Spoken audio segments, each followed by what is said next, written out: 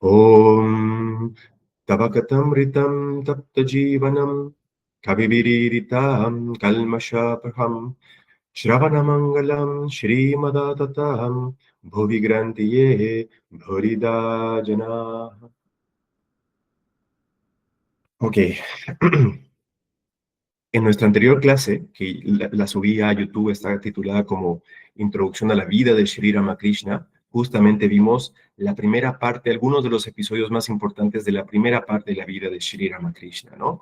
Cómo terminó yendo a Dakshineshwar, la muerte de su padre, los escenarios, las cosas increíbles que vivieron sus padres Shudiram y Chandra Devi antes de que Sri Ramakrishna nazca. Si es que no lo vieron el video, está en YouTube, Introducción a la vida de Sri Ramakrishna. Y llegamos a un punto en el que Sri Ramakrishna está obsesionado con Dios. Lo único que quiere es ver si realmente Dios existe, si es que uno puede ver a Dios, si es que uno puede escuchar a Dios. Entonces, justamente igual en la anterior clase les comenté esa historia que a veces puede ser un poco intensa, especialmente para algunos de nosotros que tal vez estemos recién empezando, en la que Sri Ramakrishna hace tanta práctica espiritual, está constantemente pidiendo a la madre que se le revele, porque como saben si vieron la anterior clase, es la Ishta Devi, el aspecto de Dios con el que Sri Ramakrishna más resonaba, era la madre Kali. Sri Ramakrishna ya no podía aguantar estar en la tierra, estar en vida, sin estar con Dios, sin estar con la madre. Entonces se enoja Sri Ramakrishna con la madre. Llega un momento que después de tanta práctica espiritual, tanto que hacía, no, y ojo, no es que no tenía experiencias espirituales, seguramente estaba teniendo muchas experiencias espirituales y viviendo cosas que nosotros ni nos acercamos a vivir todavía, pero todavía no estaba teniendo la experiencia directa con la madre Kali. Entonces, repasamos ese episodio, ¿no? De la anterior clase en la que normalmente en los templos donde está la deidad, es la madre Kali, hay una espada, la espada que está en la mano de la madre Kali. Entonces, Sri Ramakrishna fue corriendo, agarró la espada y le dice, no te me vas a presentar, no te vas a revelar ante mí, entonces me voy a cortar la cabeza. Entonces está por hacer eso y en eso la madre Kali por fin se le revela y no sabemos qué realmente significa que la madre Kali se le haya revelado, solamente nos podemos imaginar. En el chat de Vedanta Latinoamérica en WhatsApp les mandé una ilustración muy linda que hace un poco nos da una idea mínima, pero muy linda de más o menos qué pasó.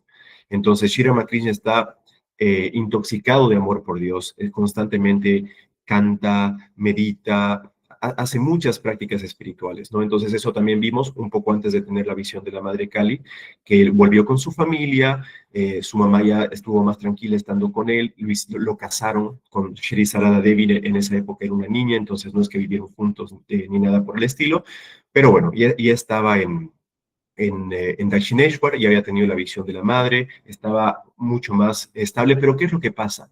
A pesar de eso, Sri Ramakrishna seguía haciendo prácticas espirituales. Entonces estaba constantemente teniendo diferentes experiencias muy extrañas, divinas, con respecto a su cuerpo físico y a su misma mente. Llegó un momento en el que Sri Ramakrishna, después de tanta intensidad, no podía, no dormía. Pasaba toda la noche con diferentes experiencias en estados de meditación profunda. Incluso llegó un momento en el que él intentó como que cerrar sus cejas, ¿cómo se llama? Su ojo físicamente y no lo podía hacer. Entonces, llegó un momento muy importante para la vida de Sri Ramakrishna, que es donde nos quedamos en la anterior clase, en la que aparece una gurú muy importante para Sri Ramakrishna, que es Bhairavi Brahmani. Bhairavi Brahmani era una asceta, era una renunciante muy avanzada, experta en el Tantra. El Tantra, las escrituras principales del Tantra son los ágamas o los tantras, que hay 64 tantras principales no duales de los Bhairava Tantras. Ella era experta en todos los tantras que había. Entonces, al tiro, cuando Sri Ramakrishna y Bhairavi Brahmani se conocieron, hubo como una conexión al instante entre gurú y discípula, y fue ella, con todo el conocimiento tan misterioso del Tantra que es, no es un conocimiento tan abierto al público ni nada, obviamente ya había sido iniciada y muchos años de práctica y demás, que lo pudo ayudar mucho a Sri Ramakrishna con las experiencias corporales y mentales que él estaba teniendo. Por ejemplo, hubo un momento en el que su piel era tan sensible que cualquier cosa lo lastimaba.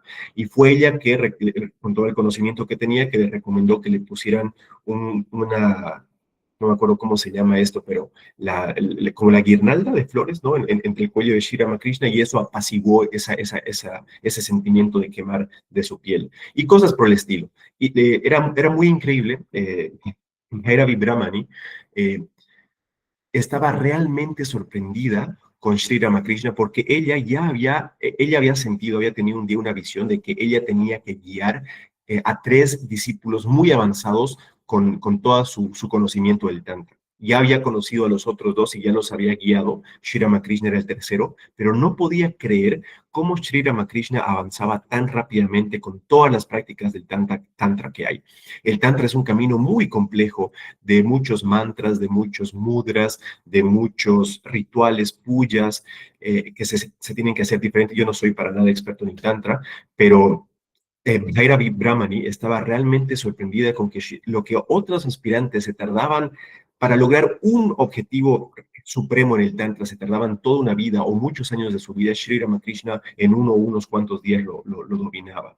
Entonces, en un periodo muy corto de tiempo, Sri Ramakrishna pudo completar con todas las enseñanzas que Bhairavi Brahmani le daba con respecto al Tantra, y en ese periodo de su vida, Sri Ramakrishna tenía muchísimas experiencias y visiones y demás. Entonces fue un episodio muy importante para él y también para la misma orden de Sri Ramakrishna. Si bien el enfoque principal que tiene la orden de Sri Ramakrishna está muy relacionado al Vedanta, al Advaita Vedanta, al intentar transmitir el conocimiento de lo que realmente somos, hay algunos gurús que, como les había dicho en la clase anterior, algunos monjes que han sido elegidos para poder iniciar, para dar mantra diksha, iniciar a los devotos para que puedan tal vez progresar más rápidamente en el camino espiritual, porque como también les había dicho antes, y como lo mencioné en la clase de introducción a la meditación, la repetición del mantra es muy beneficiosa. Purifica mucho la mente, le ayuda a concentrarse. Entonces también hay ese aspecto muy importante del Tantra en la orden de Sri Ramakrishna, pero públicamente no es tanto así. Ahora, hay muchos monasterios de la orden de Sri Ramakrishna en la India. En muchos de ellos, sí, hay un gran énfasis en todas las festividades religiosas tradicionales que se siguen en los Vedas, en el hinduismo. Entonces se hacen muchos puyas, muchas ceremonias, se festejan con todos los mudras, mantras y demás que se tienen que hacer. Es algo que se hace, solamente que no es el enfoque principal que se intenta como que enseñar a la gente. Eso es principalmente el Advaita Vedanta. Bueno, justamente hablando del Advaita Vedanta, es que después de un tiempo, Bhairavi Brahmani estaba viviendo por ahí también, constantemente estaba con Sri Ramakrishna y demás, pero un día Sri Ramakrishna, después de haber tenido una visión de justamente este personaje que les voy a hablar, ve a un gran renunciante, a un monje, que también les mencioné en nuestra anterior clase, llamado Totapuri.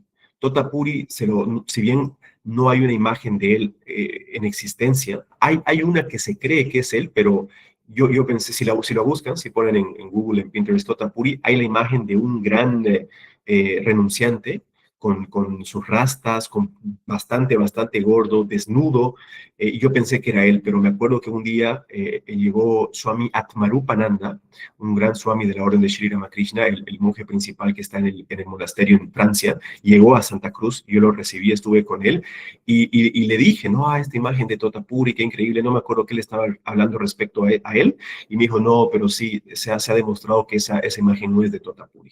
Pero bueno, el punto es que tenía una presencia física sumamente imponente. Era una energía muy masculina, estaba completamente desnudo, completamente renunciante, no se quedaba en un solo lugar por más de 3 días, no tenía ninguna posesión consigo mismo, imagínense, ni siquiera una prenda de ropa, constantemente meditando en el aspecto no dual, en Brahman. Enseñaba alguna vez que se encontraba con algún tal vez discípulo o alguna persona interesada en el Vedanta, de lo único que hablaba era Advaita Vedanta.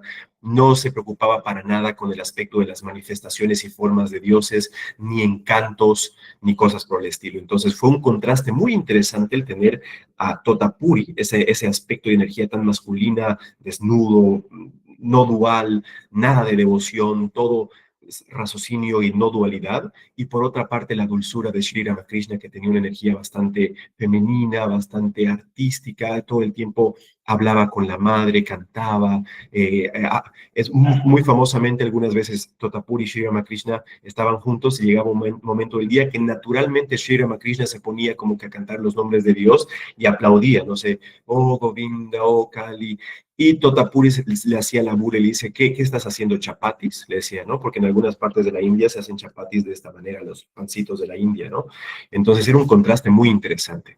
Totapuri, con toda su capacidad yógica, igual lo vio a Sri Ramakrishna y dijo, acá hay un verdadero posible aspirante a la realización, al descubrimiento no dual. Entonces se juntaron, hablaron y le dijo, mira, quiero iniciarte. Él le dijo, para este conocimiento, especialmente en esa época, ya por los 1800, 1860, si quieres que realmente te inicie con este conocimiento, te tienes que volver un sannyasi, le dice un renunciante. Entonces, con este conocimiento vas a poder descubrir tu verdadera naturaleza y vas a poder llegar a alcanzar a Brahman. Entonces, Sri Ramakrishna, teniendo la naturaleza de un niño, realmente era muy, muy, muy inocente, le dice, ok, le voy a preguntar a mi mamá. Y era 1860, nació, ahí debió tener unos 30 años en esa época. Y que le diga, le voy a preguntar a mi mamá, el Totapuri un poco confuso le dijo, ok, no es que fue a preguntarle a Chandra Devi, a su mamá materna física, fue a preguntarle a la mismísima madre Kali. Entró al templo de Dakshineshwar, donde está la Bhavatarini, la madre Kali, y como él ya tenía ese intenso y gran nivel de poder estar en comunión con ella, literalmente le preguntó, le dijo, mamá, ha llegado este gran monje, y la respuesta de la madre Kali ha sido como que, ¿quién crees que lo ha traído? Claro, anda con él, le da la bendición. La mismísima madre Kali quería que Sri Ramakrishna aprenda sobre Advaita, Vedanta y la meditación sobre Brahman directamente, nada más y nada menos de que alguien como Totapuri, ella lo había traído. Pero algo muy interesante pasa, no sé exactamente cómo, pero eh, se encuentra con Bhairavi Brahmani, que era su gurú del Tantra, ¿no es cierto? Y le comenta, le dice, ha llegado este gran renunciante, seguidor del camino no dual. ¿Y qué es lo que le dice Bhairavi Brahmani? Le dice que no vaya con él. Le dice, mira, estos monjes no duales que están constantemente enfocados en Brahman, no creen en los aspectos de Dios, no tienen esa dulzura por Dios. Entonces, si tú vas con Él, es muy probablemente que pierdas ese amor y devoción por Dios. Pero como hay jerarquías, ¿no? El gurú para el 100, 99.9% de la humanidad, si llegamos a tener un gurú, es la autoridad máxima con respecto a cosas de Dios. Con todo respecto a Dios, el gurú. Pero por encima del gurú está el mismísimo, está Dios, está la madre Kali para Sri Ramakrishna. Entonces había recibido el visto bueno de la madre Kali. Bhairavi Brahmani le dijo que no, pero terminó obviamente yendo con Totapuri. ¿Y qué es lo que pasó? La historia con Totapuri es realmente muy, muy, muy interesante porque Totapuri desde su infancia había dedicado su vida a Dios, habiendo renunciado a su casa, a su familia, a la idea de poder acumular riquezas, formar familia y demás. Y por más de 40 años había dedicado su vida a la completa renuncia, no, como les dije, no quedándose en un solo lugar por más de 3 días para no apegarse a nada. Y es ahí donde después de 40 años de intensa práctica, intensa concentración, intento desapego de todo, que culmina toda su práctica espiritual y llega a poder obtener lo que se llama Nirvikalpa Samadhi. ¿Ok? Nirvikalpa Samadhi, para que lo podamos entender, especialmente ahora en esta época donde sí hay un poco más de conocimiento, al menos de lo básico, con respecto a los chakras y demás. Nirvikalpa Samadhi se lo considera aquello cuando el Shakti, la energía divina interna que mora como que sutilmente interno a nosotros, llega a penetrar el séptimo chakra. Lo llega a penetrar y es la experiencia de Nirvikalpa Samadhi.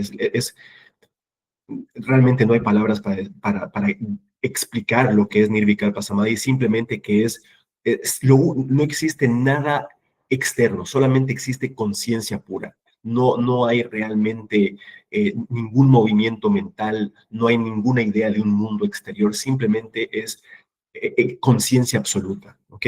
Entonces, después de 40 años, Totapuri había llegado a eso y él siendo un alma tan importante, imagínense, gurú de Sri Ramakrishna, se quedó en el mundo para poder seguir con su misión. ¿Qué habrá hecho? Tampoco sabemos mucho, pero llegó con Sri Ramakrishna. Entonces, para empezar, a Sri Ramakrishna le dijo que tenía que volverse un sannyasi, y hicieron todo el ritual, quemaron algunas cosas que era de su vida pasada, eh, pero es muy interesante la vida de Sri Ramakrishna. ¿Por qué? Porque un sannyasi normalmente no se casa, es un sannyasi, es un renunciante, no tiene familia, esposa, hijos, nada. Sri Ramakrishna realmente era la encarnación de la pureza, entonces ni se le podía cruzar por la mente la idea de tener un hijo, pero sí estaba casado. Entonces le dice a Totapuri, pero yo estoy casado, y le dice, no pasa nada, el Atman no tiene ni esposa, ni hijos, ni familia. Entonces como que lo descartó. Entonces en la vida de Sri Ramakrishna podemos ver un excelente equilibrio de la pureza más alta de una vida en matrimonio con Shri Sarada Devi, en la que vivían para servir a todas las personas que los iban a visitar para aprender sobre Dios, completamente inegoístas y constantemente concentrando su mente en Dios, pero al mismo tiempo era la encarnación de la completa renuncia, como realmente debería ser un verdadero monje. Entonces, un juego muy interesante, la vida de Sri Ramakrishna. ¿Y qué es lo que pasó? Totapuri le empezó a hablar toda la perspectiva y enseñanza no dual del Vedanta. No eres el cuerpo, no eres la mente, no eres el intelecto, no eres el ego. Todo lo que hemos y estamos aprendiendo en Vedanta Latinoamérica se lo enseña. Pero no solamente eso. Nosotros nos enfocamos principalmente en la parte del conocimiento, en que a través de la renuncia, de la práctica espiritual, idealmente un momento en esta misma vida llegue el aha moment, el descubrimiento, aham brahmasmi, yo soy Brahman. Pero Totapuri, al reconocer un estudiante tan avanzado en Sri Ramakrishna, también lo estaba guiando a obtener Nirvikalpa Samadhi, que eso es completamente un nivel mucho más avanzado.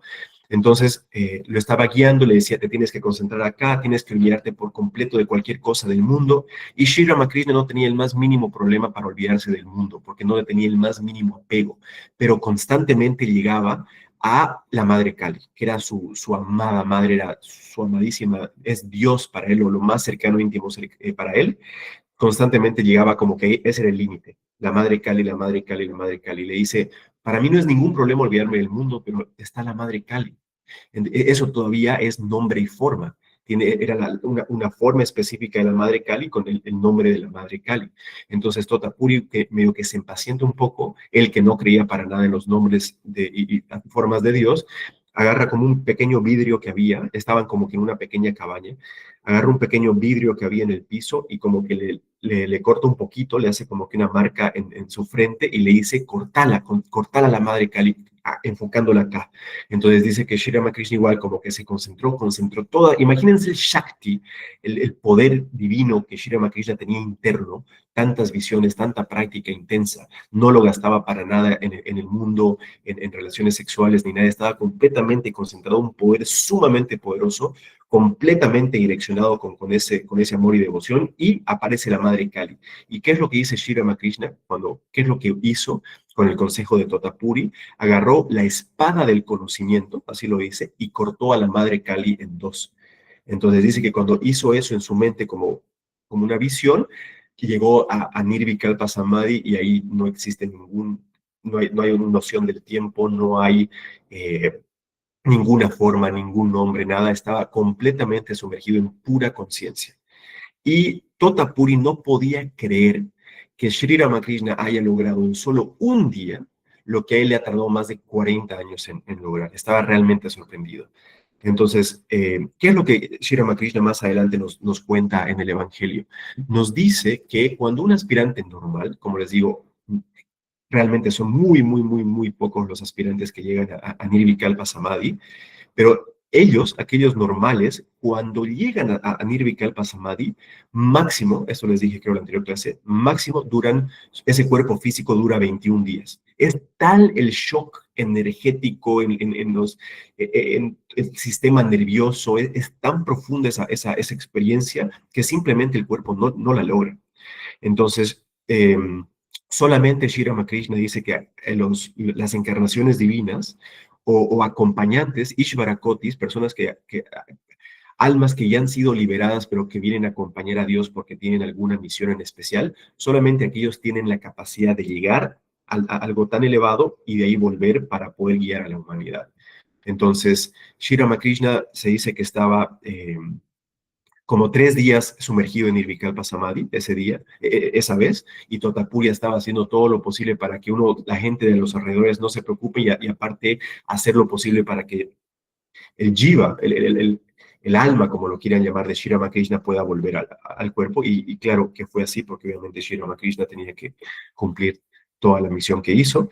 Así que bueno, eso fue Totapuri. Y Totapuri quedó tan sorprendido, lógicamente, con Sri Ramakrishna que rompió su regla de solamente quedarse 3 días. Se terminó quedando 11 días, 11 meses en Dakshineshwar con Sri Ramakrishna, constantemente aprendiendo de él, hablando de Vedanta, meditando. Él igual, Totapuri, constantemente entraba en estados de meditación muy, muy, muy elevados. No tenía ningún apego por nada, entonces no se le era difícil. ¿Por qué es tan difícil para nosotros? Porque estamos muy apegados al mundo. No, no lo estoy condenando como algo malo, pero como tenemos a nuestra familia, a nuestros amigos, diferentes cosas que queremos lograr en la tierra, nuestra mente constantemente está siendo jalada hacia abajo. Pero si no hay ningún apego, no hay ningún deseo, es muy fácil para que la mente, especialmente si después de mucha práctica se ha logrado acumular mucho Shakti, es muy fácil que la mente pueda o sea, no digo que sea fácil, pero si uno logra estar completamente desapegado, si uno logra haber acumulado mucha práctica espiritual, se hace mucho más fácil. Ese es mi punto.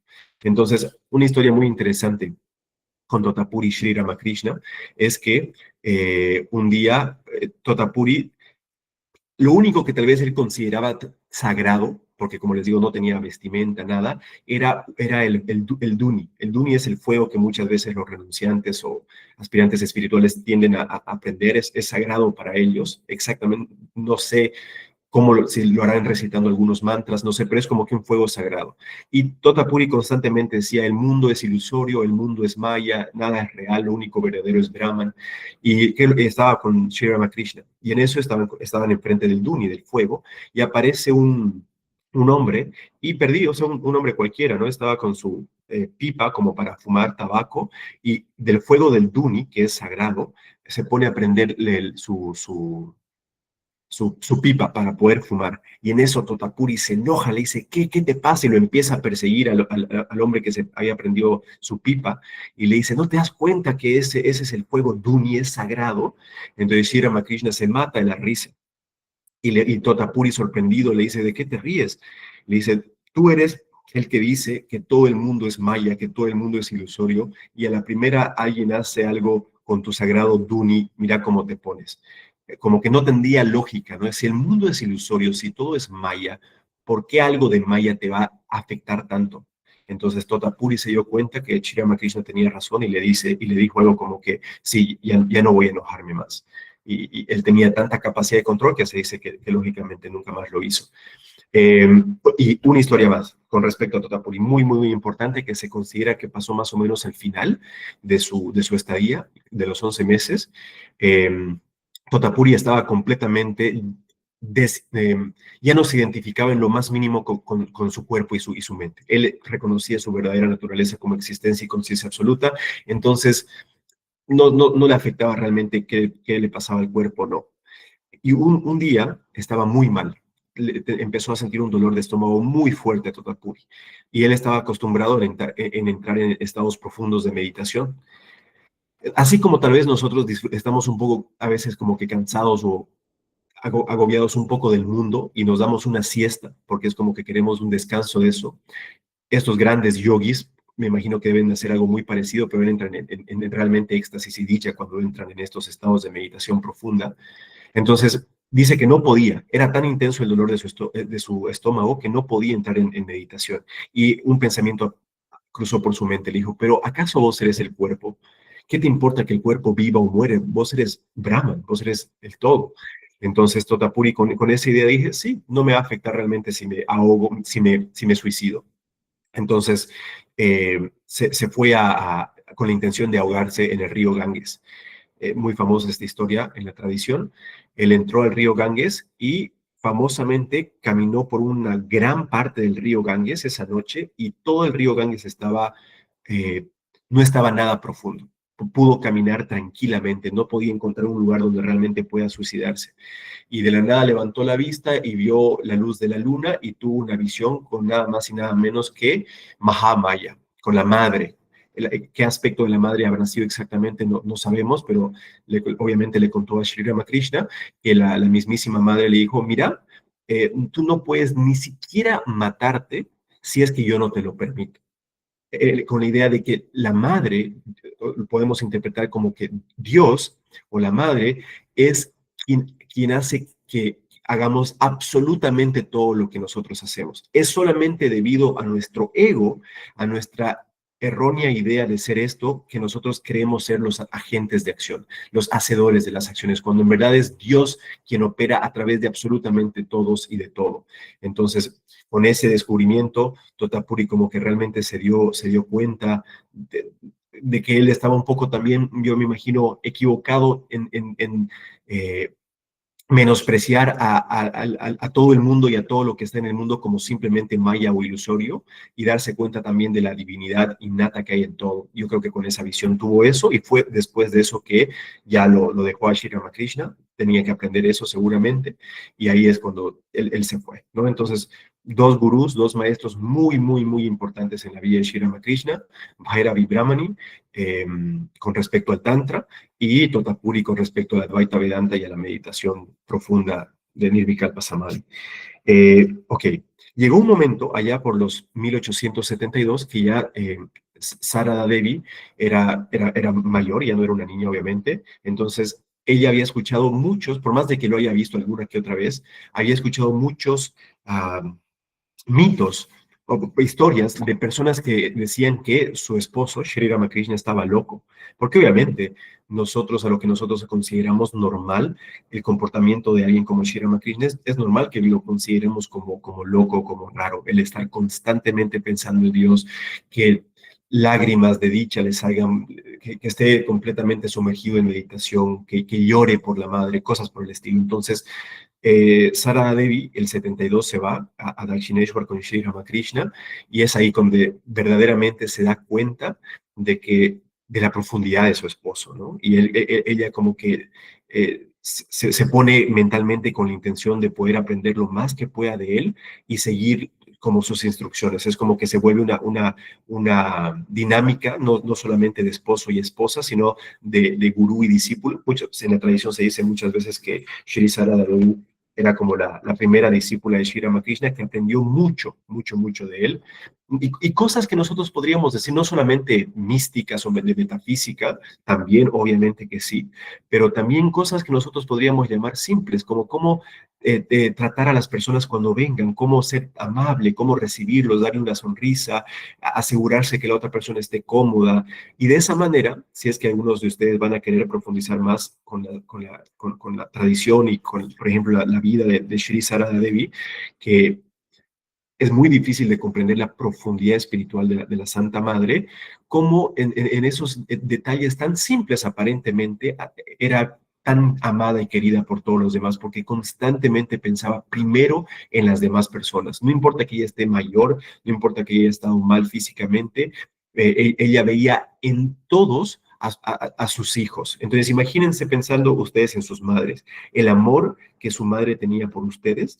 Ese era el sentimiento, el bhava, que tenía la Santa Madre con respecto a todos, todos, sin discriminar. Habían otros, incluso el mismo Sri Ramakrishna no era tan abierto con recibir como gurú a otras personas, pero la Santa Madre los veía todos con ojos iguales. No que Sri Ramakrishna no, pero la interacción, la actitud era un poco diferente.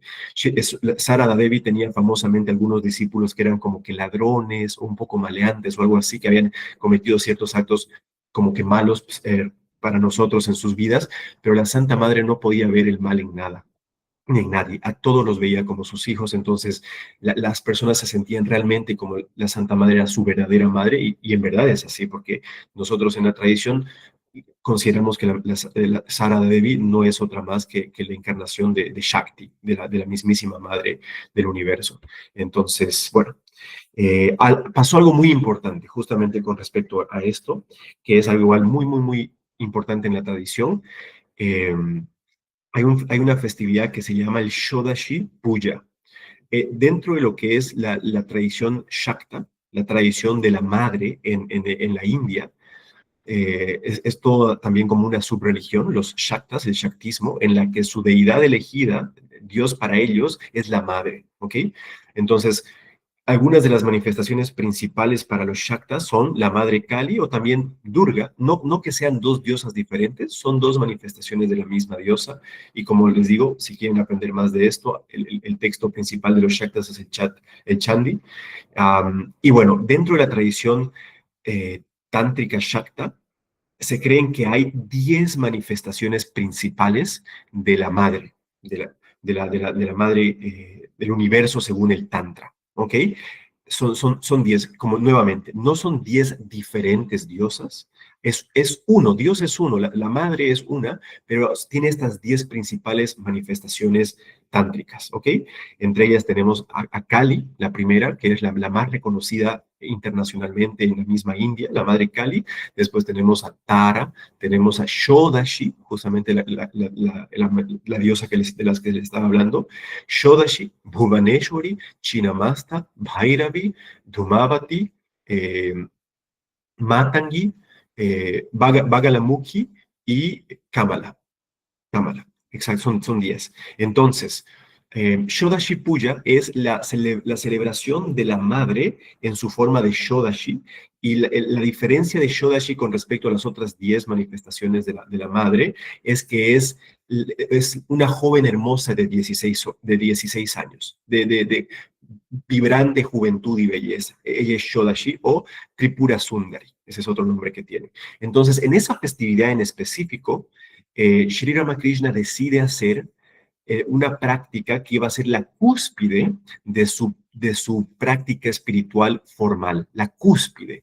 Y eso es muy significativo y también algo misterioso. ¿Y qué es lo que se hace? Normalmente se adora a una murti, a una estatua de la diosa, o algunas veces en algunas festividades también se saca, por ejemplo, en el Kumari Puja, es como que se elige una niña para que sea adorada como la madre, y justamente Sri Ramakrishna decide hacer eso. En vez de adorar a la madre Shodashi tal vez en alguna estatua, decide hacerlo con su misma esposa Sri Sarada Devi. Entonces les pide a sus sobrinos, a sus ayudantes, les pide que acomoden todo lo necesario para el puya, para el ritual, en su cuarto, y le dice a su esposa Shri Sarada Devi igual que vaya, y una que está todo. Shri Sarada Devi entra en meditación, y Shri Ramakrishna, para aquellos que saben de puya, hace todo el procedimiento del Shodashi Puja, que es una combinación de ofrendas, de mantras, de mudras, de meditación, de japa,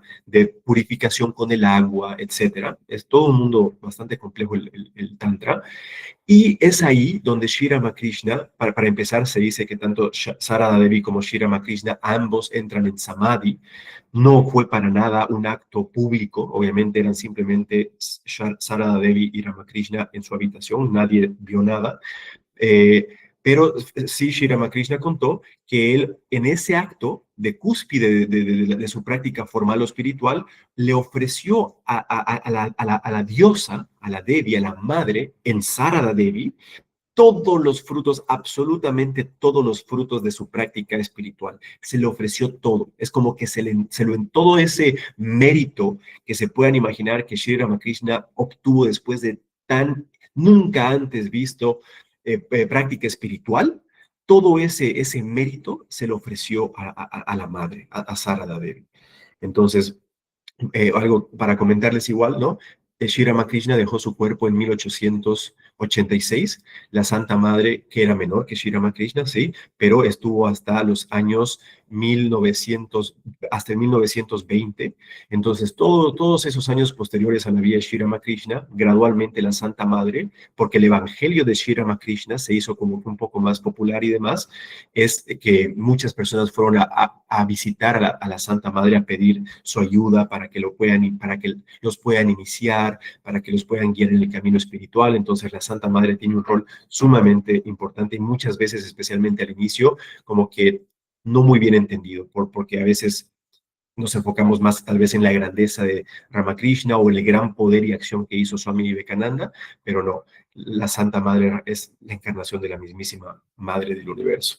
Ok, y bueno, ya para finalizar, para ver empezar, aunque sea un poco, eh, podemos ver que justamente en los años 70, todos los años 70, poco a poco las personas iban visitándolo más y más a Sri Ramakrishna. Algo muy importante que no les comenté en esta clase es que Bhairavi Brahmani, después de interactuar tan íntimamente como gurú y discípulo con Sri Ramakrishna, al ver todos esa facilidad que tenía para lograr el objetivo de cada práctica de una manera tan intensa y rápida, con todo el conocimiento que ella tenía con respecto a las escrituras y demás, es que ella reconoce en Sri Ramakrishna que Sri Ramakrishna no es una persona normal, ni siquiera es que sea un gran aspirante espiritual, ella está convencida de que él es un avatar, de que él es una encarnación divina.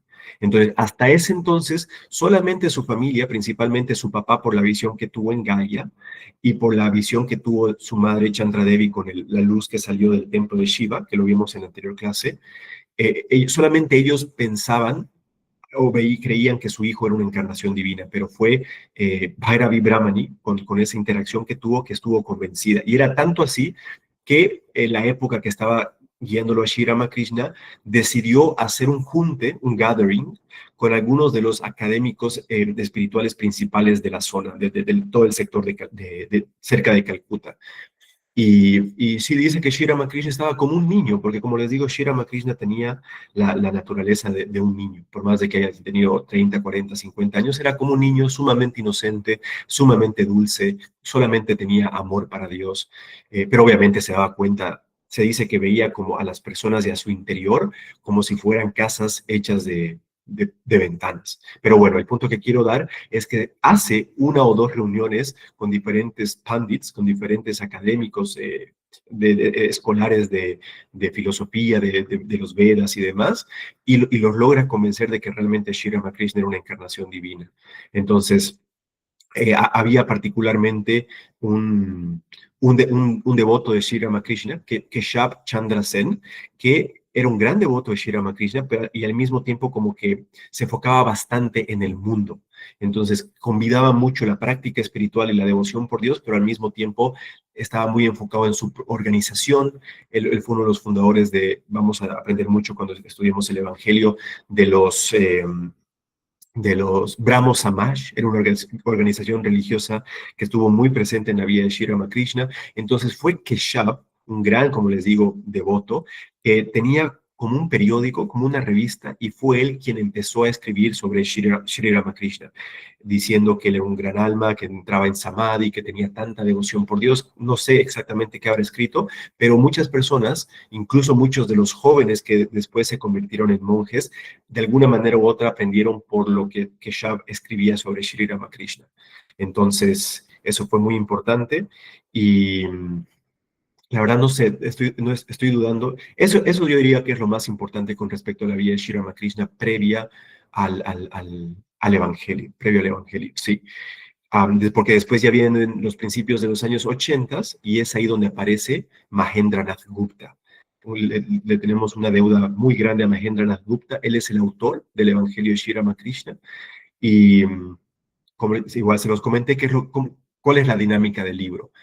Mahendranath Gupta, al igual que muchas personas, escuchó de Sri Ramakrishna y fue para aprender de él.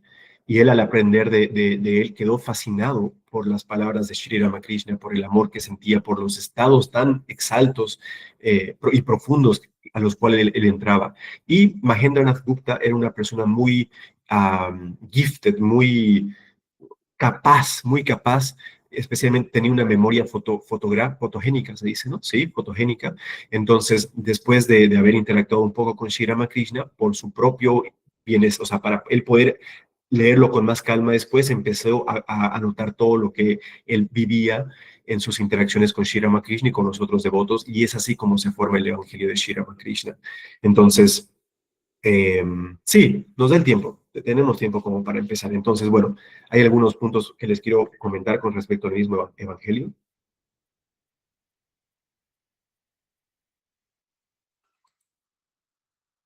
El primero es que el Evangelio puede ser un poco fuerte. Eh, ¿Por qué? Porque Sri Ramakrishna, el consejo que daba, no era un consejo tanto de, sí, con eso vas a estar un poco mejor, o con eso vas a estar más tranquilo. No, lo que Sri Ramakrishna quería para todos nosotros y para todas las personas que se le acercaban a él era que encuentren a Dios en esa misma vida. No era una idea de que temporalmente te vas a sentir un poco mejor. Él quería, su intención era que en esta misma vida puedan obtener dos cosas principalmente: amor por Dios sobre todas las cosas, bhakti, y conocimiento de Dios como segundo. Y él decía que siguiendo directamente el camino devocional, el bhakti yoga, uno puede llegar al conocimiento de Brahma. No, no es exclusivamente siguiendo el camino del conocimiento que uno llega a ese objetivo. Entonces, eh, ¿por qué les digo esto? Porque en algunas ocasiones da algunas palabras que nos puede chocar un poco como denominados, se lo decidió traducir como hogareños, en inglés lo tradujeron como householders, a las personas que son devotas, que son aspirantes espirituales, pero que tienen tal vez una vida no monástica, ya sea que tengan familia, ya sea que estén casados, ya sea que estén solteros. Son householders, aquellos aspirantes espirituales que no están, no siguen los principios monásticos, que no son monjes o monjas. Entonces, los mensajes, las recomendaciones que nos va a dar Sri Ramakrishna a medida que vayamos leyendo el Evangelio, son a veces un poco fuertes, de intensa renuncia y de desapego por el mundo, porque Él quiere que nosotros en esta, y Él quería con todos los devotos que se le acercaban en esas épocas, que logremos el objetivo supremo en esta vida, que no lo dejemos para una siguiente vida. Entonces, por eso puede ser un poco intenso, ¿ok? Entonces, les voy a dar un ejemplo igual, como la mayoría de los devotos que se le acercaban a Sri Ramakrishna eran hombres, ¿ok?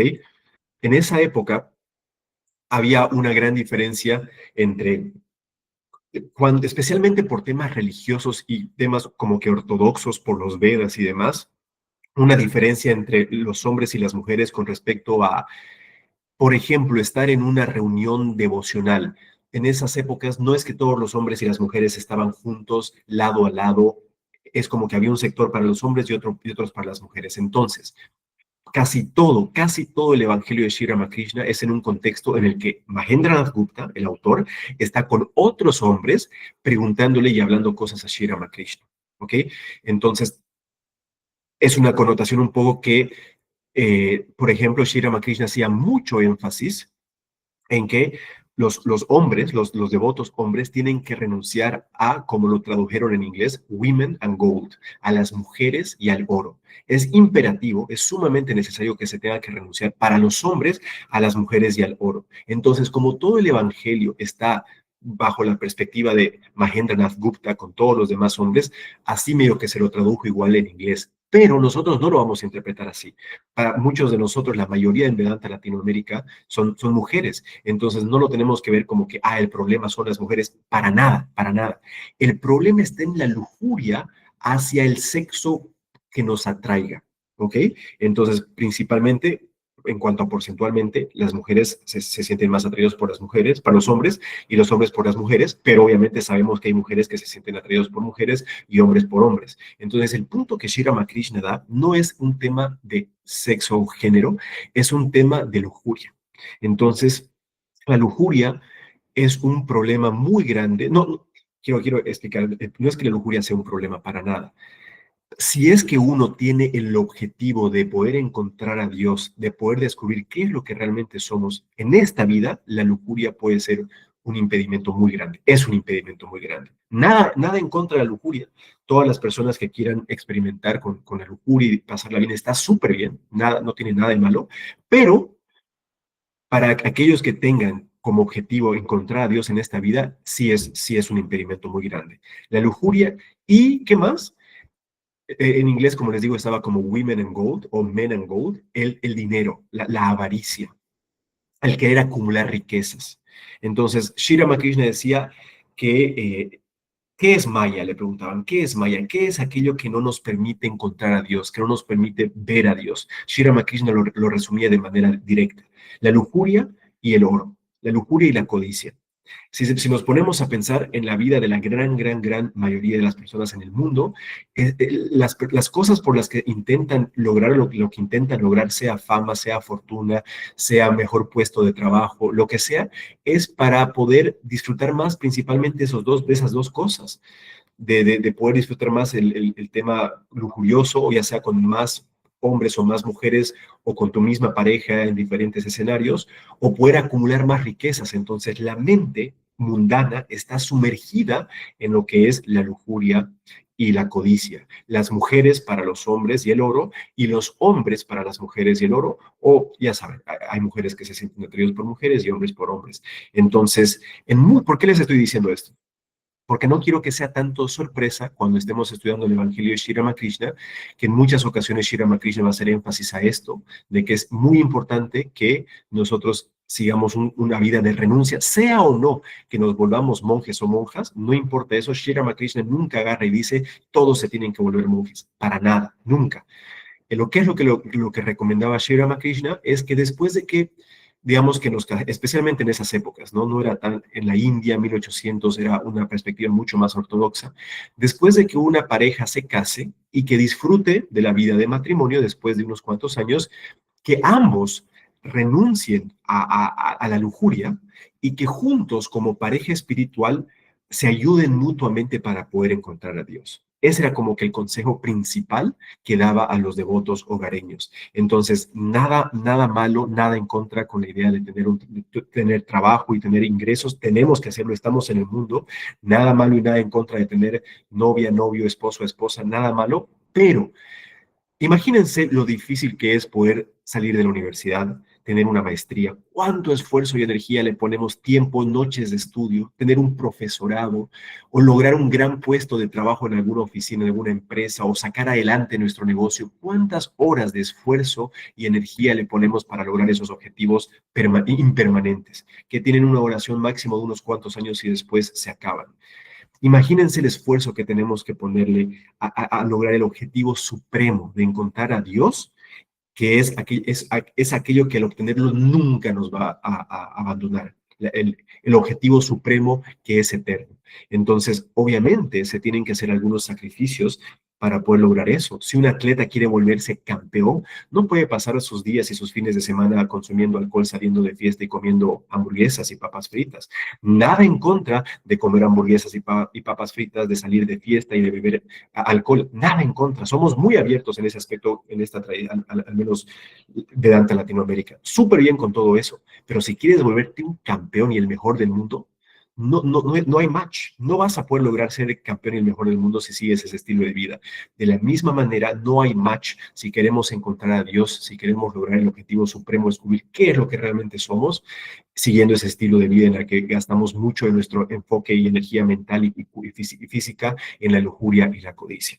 Entonces, eso es lo que quería comentar previo a empezar con el Evangelio. Entonces, me dio perfecto el tiempo para hacerlo. Oficialmente vamos a empezar con el Evangelio la próxima clase. Siento que ha sido muy buena la clase en el sentido de que se ha mencionado todo lo que quería mencionar antes de empezar.